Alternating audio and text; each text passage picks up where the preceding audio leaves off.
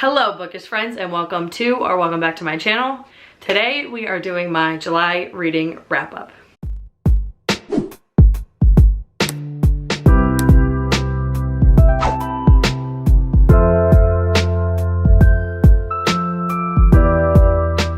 So for the month of July, I read 6 books, which, you know what, that's actually a lot better than I thought it was. For some reason I thought I only read like 5 books this month, but I did go on vacation in the middle of the month, which I thought I was gonna read a lot there, but I didn't.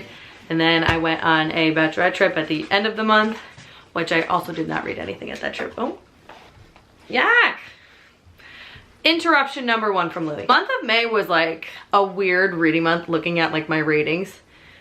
It was either a really good book or a not so good book. There's really no in between, which is actually kind of crazy. All right, let's just go through these. This is probably gonna be a shorter video because like I said, I only have 6 books. So the first book I read was Harry Potter and the Sorcerer's Stone. If you didn't know, I am doing a vlogging series on my channel where I read each book, then watch the same movie, and then compare the two, and I love this. I gave this an instant 5 stars. Oh, I should plug my microphone in before I forget, because I always do that. It's actually plugged in too, because I've done that before. Mic is plugged in. I forgot what I was saying, but I am doing a vlogging series where I read each book, then watch the same movie, and compare the two, and I gave this an instant 5 stars. The weird thing about my journey with Harry Potter is when I was a kid, I won this like gift basket from going to see the first movie in movie theater, and literally was like, what? I don't want this. Like, I don't like Harry Potter. Never liked it when I was growing up. I always saw the movie marathons on TV and was like, nah, these movies are too long for me. And then after my wedding, me, my husband, my sister, and her fiance like sat and watched the first movie, and I was instantly hooked and binge watched the movies an entire week. So after I did that, I was like, you know what, I want to go back, read the book, watch the same movie, and compare the two and do a whole vlogging series on it. So that's what I did. This is like spot on with the movie. I think I personally like the movies better because I'm much more of a visual person. Like, I like to see things and like see what they look like after I know what they're described as. So I love this. I love Harry Potter. My favorite character, low-key, is Dobby, first of all. And then human-wise, it is Ron Weasley, because he just cracks me up. He's so freaking funny. But I love the book, then I rewatched the movie, also love the movie. So I do have that reading vlog on my channel now, so I will leave it in the description below. All right, next I read Yellowface by R.F. Kuang. I gave this 4 stars. I listened to the audiobook of this and really liked it. It was kind of crazy to like see. I feel like I read this so long ago, I don't really remember my exact thoughts, but it's about this main character who steals other author's work after she passes away. Kind of changes her name to be a little more Asian name. It sounds more Asian than it is. And basically finds immediate success by publishing somebody else's work. And it talks about like the backside of publishing, which is wild to me, and it's so cool. So I gave this 4 stars. I don't really have much to say about this, but it was good. 4 stars. I don't know. That's it. I don't know what my thoughts are. Next, I read an arc on my Kindle of To Heaven to Heist by Sara Desai. I also really enjoyed this. I gave this 3 stars because I felt like the beginning of the book was so it just like dragged on too much for me, whereas I wanted to get into the action. The premise of this book is just hilarious. Like, her friend gets technically caught stealing a really valuable necklace, even though she didn't do it. And now they are trying to steal back that necklace and clear her friend's name, and it's just like you're committing more crimes by trying to clear your name for a crime, and it's funny. It was hilarious. I loved the group of characters, and I loved how they basically found like best friends and family in each other, but it just lagged a little bit for me. I don't know. There was something about it that I was like, okay, when do we get into the action? Okay, I get it. I get the setup, and I get the reason for the setup because you want people to be able to understand what's going on, but let's get to the action. So that one was a 3 star, and I do want to say thank you to the author and the publisher for giving me an early copy. I really, really, really appreciate that. Next 2 books, right? Yes. What? Oh yeah. The next 2 books I read for a 48-hour reading vlog that I did, which I will also leave link down below. And when I tell you that these 2 books were amazing, they were both 5 stars. Like, instant 5 stars. I finished and I was like, yep, 5 star, give me more. The first book was Done and Dusted by Lyla Sage.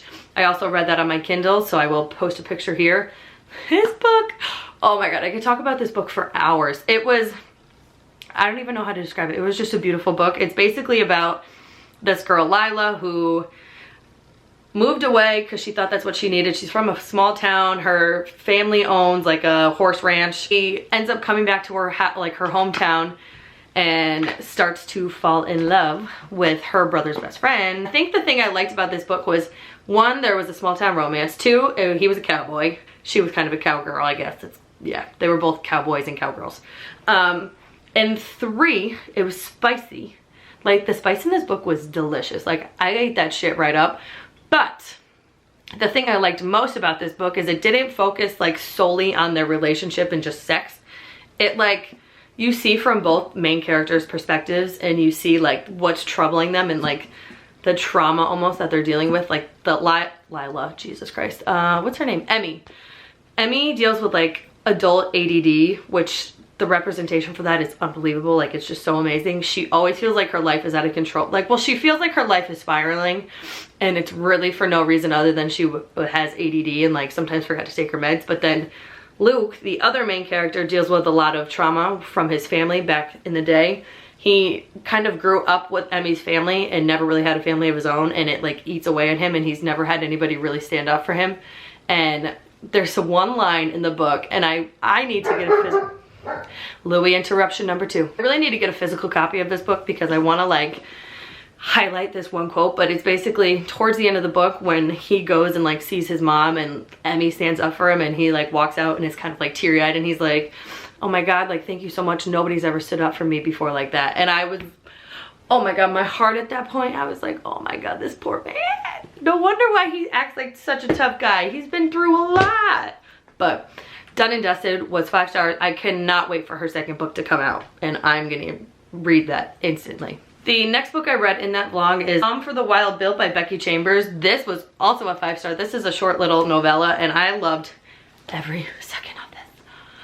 Oh, when I read this book and Done and Dusted, I was going through like hell in my brain. I was making myself anxious for no friggin' reason, and this is the book that put my mind right, because it's basically about this tea monk who feels like trapped in his life. Like, this isn't my main purpose, or this isn't my main reason to be alive. Like, I want to go do something better in the world. He lives in the city, and he goes away from the city and becomes a tea monk, gets really good at it, becomes really popular, and then 2 years after he does that, he feels the same way as he did in the city. Like, I don't feel like this is what I'm meant to do. Like, this isn't my purpose in life, blah, blah, blah. So then he goes on this adventure into the woods that have been like deserted for centuries and centuries and centuries, and runs into a robot who the robots haven't been seen in, I think, yeah, the robots haven't been seen in centuries, and they never come out, and he ends up running into a robot on his adventure, and the two of them form a bond and become like best friends and exactly who each other needed. And they go on this adventure, and the robot just has such great advice. Like, the robot basically tells the tea monk, like, look, I understand why you're feeling this way, and I'm not belittling you at all, but like, who cares if your life has purpose? The purpose in your life is for you to be happy and to be doing what you want. So if you don't make a huge impact on the world, it really doesn't matter as long as you are happy. And I was like, wow, yeah, like, that's exactly what I needed to hear, because it's like, in the grand scheme of things, if you don't make a huge impact on the world and your face isn't plastered all over anywhere, like, it doesn't freaking matter as long as you're happy and you're doing what you want to do. So this is just a great book, and I cannot wait to read the second one. I think I'm going to read the second one soon, because I'm interested to see where that one goes based off this one. So this was another instant 5 star.